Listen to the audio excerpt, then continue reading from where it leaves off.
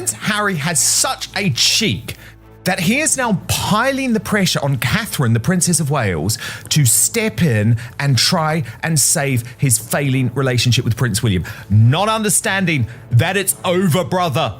It is gone.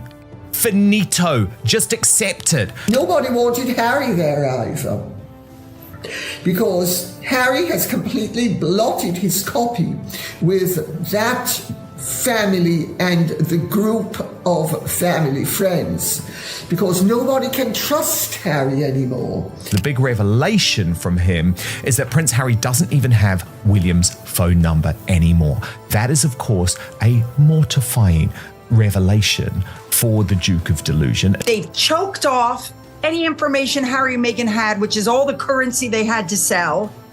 They have no more royal news to sell, and they're slowly going down the tubes. They've lost everything. Why would you ever want Harry around when he's going to insist on bringing his wife, who once made you cry, then lied about it to Oprah, and always seems to have varying recollections? Not to mention, you really don't want his wife around who would sell clothing to the effect of what to wear to meet your evil sister-in-law. He exploded because obviously his plan, and again this was the difficult bit, he couldn't understand why he was evicted from that particular place. She was the last one. William had drawn his lines months ago. Charles had been pulling back steadily. The rest of the family had quietly made their positions clear. But Catherine, because she is a mother, and because she genuinely believed two brothers should find a back to each other, kept one door slightly open for Harry. And then Harry crossed her final line. His public comments exploiting Charles's cancer battle after watching his own wife fight the same disease. After everything she endured privately, while being attacked publicly, that was the moment Catherine threw up her hands and said these exact words according to sources connected to both sides. "This is on you, Harry," the most emotionally generous member of the royal family. The woman who tried harder than anyone else to hold the door open for the Duke of Sussex. Done. Finished. The door is not just closed now. It is locked from the inside. And Catherine is not looking for the key. And what does Harry do the moment he loses the last person in that family who was still fighting for him? He goes through back channels and media sources to pressure Catherine to intervene with William on his behalf. The audacity of that move is genuinely breathtaking. Welcome to the Marquee Report. Let's go through every layer of exactly what just happened and why Catherine made the right call. Let's start with the detail that stops you cold when you hear it for the first time. Prince Harry does not have William's phone number anymore. His own brother changed it and did not give Harry the new one. Think about what that actually means. In a normal family, a family estrangement, you might stop calling someone. You might stop responding to their messages. You might create distance through silence and absence. But changing your phone number specifically so your sibling cannot reach you, that is a deliberate and definitive act. That is William communicating something that requires no press release, no public statement, and no royal spokesperson. I do not want to hear from you, and I have made that structurally impossible. According to sources, William was furious about Spare. But what made the situation genuinely unforgivable in his eyes was not the physical attack allegation, or the hair loss mockery, or any of the other revelations that generated headlines when the book landed. It was what Harry said about Catherine. William is fiercely protective of his wife. That is not a PR talking point. That is the bedrock of how he operates as a husband and as a future king. And what Harry put into print about Catherine, what was allowed to sit in a published book for the entire world to read, William considers unforgivable in a way that goes beyond any other betrayal. The phone number change is the proof. That is not a temporary expression of frustration. That is a final answer. Let's go through the specific record because it matters and it deserves to be stated clearly. Meghan made Catherine cry before the royal wedding, then told Oprah on television that Catherine made her cry, a complete reversal of what multiple sources confirmed actually happened, witnessed, documented. and then publicly denied on one of the most watched interviews in television history. Through Omid Scobie's book came the accusation that Catherine asked racist questions about Archie's potential skin color. That allegation sat in a published manuscript and was allowed to reach readers before the book was pulled. William considers that allegation specifically, a racism accusation against his wife involving a child, to be in a category of its own. Meghan sold merchandise with the phrase "what to wear when meeting your evil sister-in-law," directing her audience to mock Catherine. While Catherine was fighting cancer, while Catherine was going through treatment privately, trying to protect her children from exactly the kind of media storm that the Sussex operation generates constantly. And the Sussex Squad, the online army that operates in Harry and Meghan's name, spent months during Catherine's cancer battle, spreading vile theories about whether she actually had cancer at all. Meghan never said a single word publicly to stop it. William believes stress contributed to Catherine's cancer. That is not a fringe theory or a tabloid claim. That is what William believes based on everything he watched his wife go through. And he holds Harry and Meghan responsible for a significant portion of that stress. So when Harry now comes through back channels asking Catherine to intervene with William, asking her to advocate for the people who did all of this, the question answers itself. Here is the move Harry is currently making, and it is the same playbook he has used before. He is leaking through friendly sources and media contacts the suggestion that he wants reconciliation, that he regrets things said in the book and the documentary, that Catherine is the only one who can reach William, that she should step in and open the door. This is exactly what he did with Charles months earlier, letting it be known through a friendly source that he would be happy to accept an invitation to Sandringham, but only if Meghan and the children came too, with full taxpayer-funded security, and only if he approved the guest list in advance. Always a wish list, always demands wrapped in the language of humility and reconciliation. The man who attacked Catherine in his book, whose wife made her cry and flipped the story publicly, whose supporters tormented her through cancer treatment without a word of intervention from either of them, now wants Catherine to clean up the mess he made. Sources connected to both sides are clear. Catherine is not conflicted about this. She is rock solid. She has made her decision with the clarity of someone who has thought it through completely and arrived at a position she has no intention of reconsidering. Family first. Harry is out.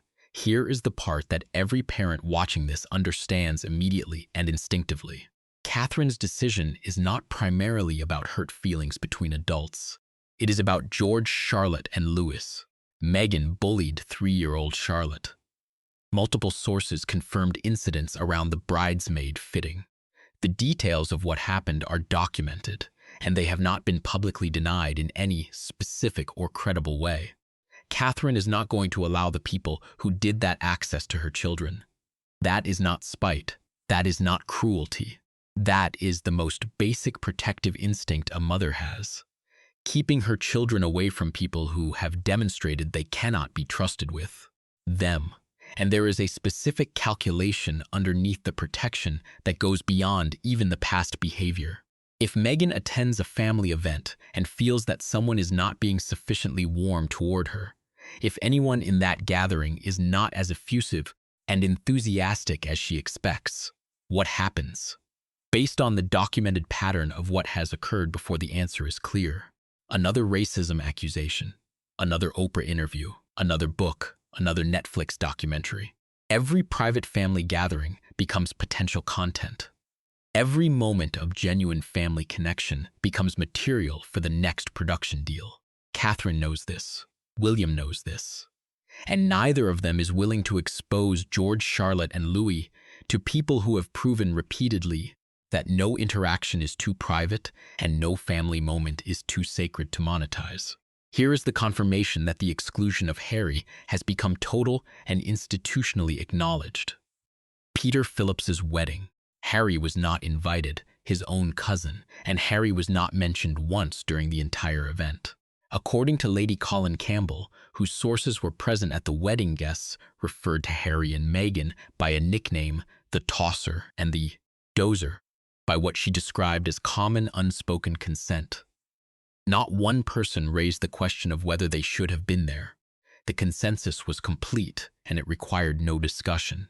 Harry then planted a story in a friendly media outlet, claiming he had planned to duck the wedding over the presence of Hello magazine photographers, attempting to make it look like his decision not to attend. Except he was never invited. You cannot duck something you were not asked to.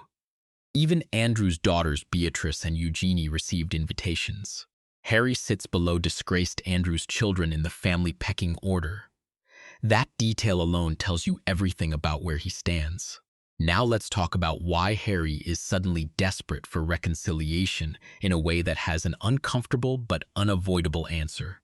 $6 million per year to maintain the Montecito operation.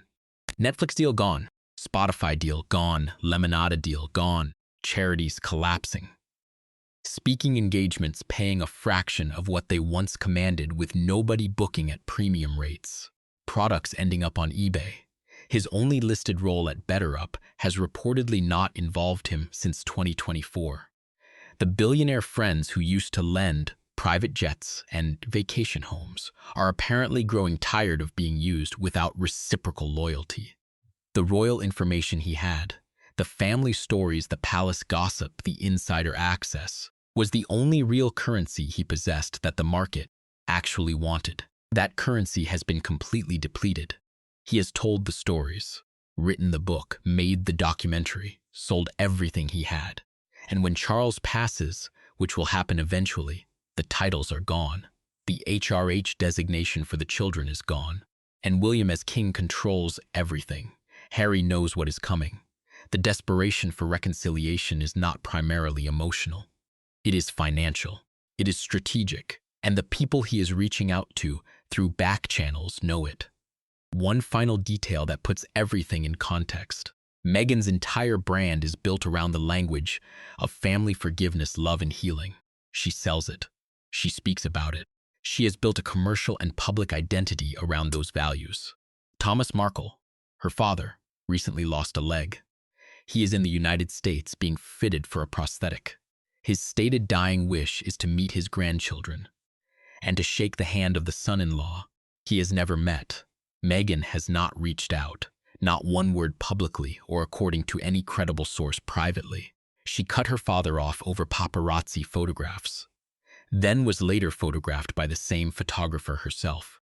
She sent $300 worth of free products, jam and candles, to an online troll who had been mocking Catherine's cancer battle, rewarding someone who attacks a cancer patient with a gift basket while refusing to contact her own father who just had his leg amputated.